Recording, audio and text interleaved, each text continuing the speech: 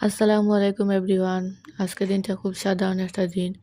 কিন্তু সাধারণ দিনগুলোতে আসলে আমরা আমাদের জীবনের আসল গল্প খুঁজে পাই। তাই ভাবলাম আজকের পুরা সকালটা আপনার লগে শেয়ার করি কিতা কিতা করলাম। তো ১ম এ সকালে ঘুম থেকে উঠিয়া চোখ মেলেও দেখি যে আলহামদুলিল্লাহ আরেকটা নতুন সকালের শুরু। তো নতুন যে সকালটায় ১ম একটু ক্লান্ত লাগছে ঘুম থেকে উঠার পরে। তারপরে কি তার করা আছে ১ম কাজ হইলো নাস্তা বানানি। তাই এলাম একটু ফ্রেশ হয়ে নাস্তা বানানিত। আজকে নাস্তা খুব সিম্পল, একদম সিম্পল বানাইছি। তো এখানে পরোটা বানাইছি, পরোটা ভাজছি ২ টা। তারপরে চা আর সাথে ডিম পোস্ট করছি। তো পরোটা আমার হাসব্যান্ড খুব বেশি পছন্দ করেন।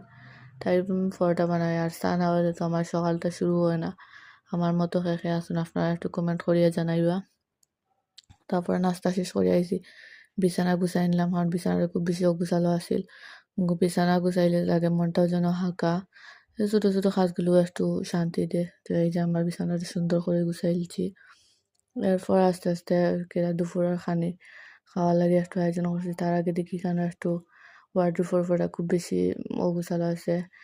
একটু তারপরে ওগুলা ঠিক করলাম। সুন্দর করে জায়গার জিনিস জায়গাত নিয়া রাখলাম। তো আপনারা জায়গার জিনিস জায়গাত রাইখে তারপরে এখানে এলাম রান্নাঘরও ফাঁকঘরও আইয়া কেন আগে ভাত বহাইলাম। কারণ ভাত হইতে একটু সময় লাগে। আর তাই এখানে সুন্দর করে চাউলটা ধুইলাম, ধুইয়া ভাতটা আগে বহাইলাম। তারপর এখানে দেখি শাশুড়ি মা কিছু সবজি কিনলা। এখানেও একদম টাটকা খুব সুন্দর ধনিয়া পাতা, তারপরে কাঁচামরিচ। কাঁচামরিচ খুব বেশি সুন্দর আছিল দেখতে। খুব বেশি ভালোও লাগে আমার কাছে। তারপরে শিম কিনছেন। আপনার কার কার শিম পছন্দ? শীতের সিজনে শিম না খাইলে তো হয় না।